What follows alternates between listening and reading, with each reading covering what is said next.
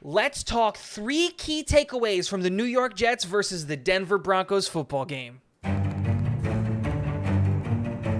Inside, and a beauty! Hall running free! Brees Hall inside the 10! He's gonna score!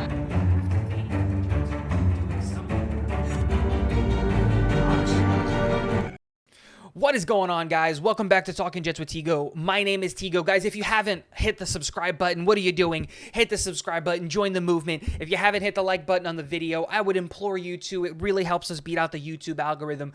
Most importantly, though, guys, leave a comment in the comment section below. The comments are going absolutely insane, and I respond or try to respond to every single comment left on the video. But let's hop right into today's video. Today, we're going to be going over my 3 key takeaways, what I saw from this game that I think that the New York Jets need to be able to take away with them moving forward, and what I felt like was important. So let's hop into our first one. The first key takeaway that I saw was that our defensive unit is elite. They are by far and away the best unit that we have on the New York Jets football team.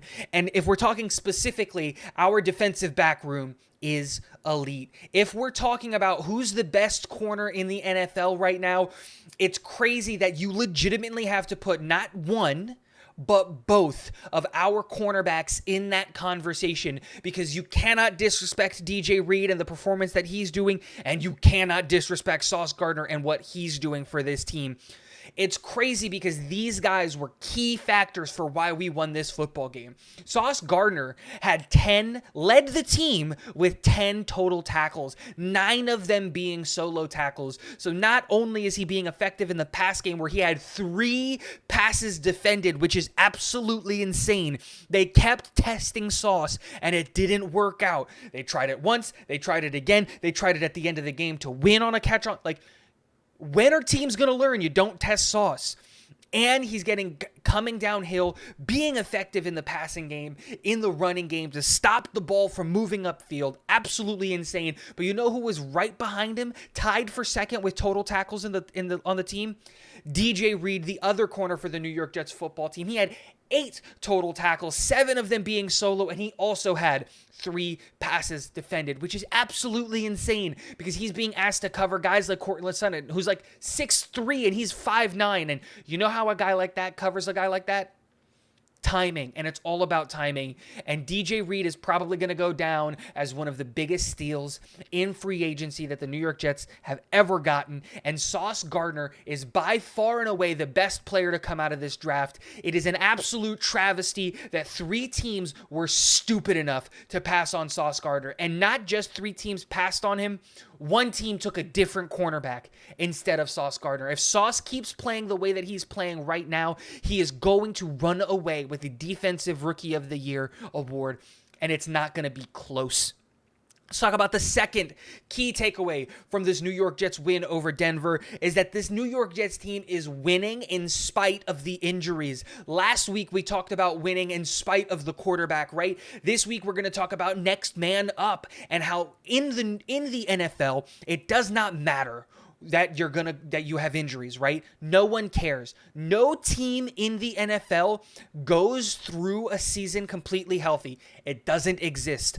And the mark of good football teams, the mark of good organizations is that your next man up might not be as good as the guy that went down, but they're going to work as hard to be and earn that spot. And you saw that today from guys like Denzel Mims and Michael Carter and Obehi and the guys that came in to replace, Brees Hall, who up until this game and moving forward, depending on his injury, as of recording of this video, I don't have any news, but our offense ran through Brees Hall. Elijah Vera-Tucker was one of our key, probably most important offensive line player.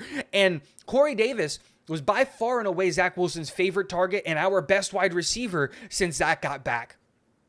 To see all 3 of those guys going down hurt, but to see this team fight through that, not let it affect them, and power through and keep going, absolutely great. Next man up matters. And the New York Jets are building a culture that the next man up is going to work their tail off and try to be just as good as the guy that went down. And that's great to see. And then the third key takeaway from this game is that Zach Wilson did not look good in this game, but neither did the offensive line, and we were still able to get a win. I don't want to be the Zach Wilson apologist, right? Two things can be true. Zach Wilson didn't look good, but the offensive line didn't help him look good either, right? We saw wide receivers and tight ends and running backs getting open, but we also saw Zach Wilson going and being under pressure on I think it's 76 or something crazy % of his snaps. He dropped back to pass the ball 26 times. We really had an even amount of play calling today. But when you take that into consideration, that he only got 16 passes completed, right, which is I think is a 62% completion percentage. A lot of that comes from the fact that Zach Wilson, I don't think once this game was able to stand in a clean pocket and throw the ball. There are some balls that I know he wants to get back because he was inaccurate, throwing balls behind wide receivers on crossing routes. The one that really stands out is the ball to CJ Uzomah, who's crossing. You can't miss that ball. But this offensive line isn't helping him. And what's the one thing that young, rookie, second-year quarterbacks struggle with? Even greats and veteran quarterbacks struggle with is throwing the ball while under pressure. Zach's escapability is a great, great asset, but he can't be using his escapability and turning every single play into a scramble drill. What's the point of having a Mike LaFleur or even an offensive coordinator or whatever if he's going to just scramble every single play? This offensive line needs to step up and help Zach Wilson get some type of semblance of protection and be able to throw from a clean pocket. Zach Wilson also needs to know when to step up into the pocket and throw the ball and just take that hit. The refs are there to protect you. You can't be scared of that. But also, play calling needs to help try to adapt to the fact that Zach Wilson doesn't have a lot of time, short crossing routes and everything like that. Guys, let me know in the comment section below what you think were the key takeaways from the New York Jets win at Denver. Last but not least, go Jets.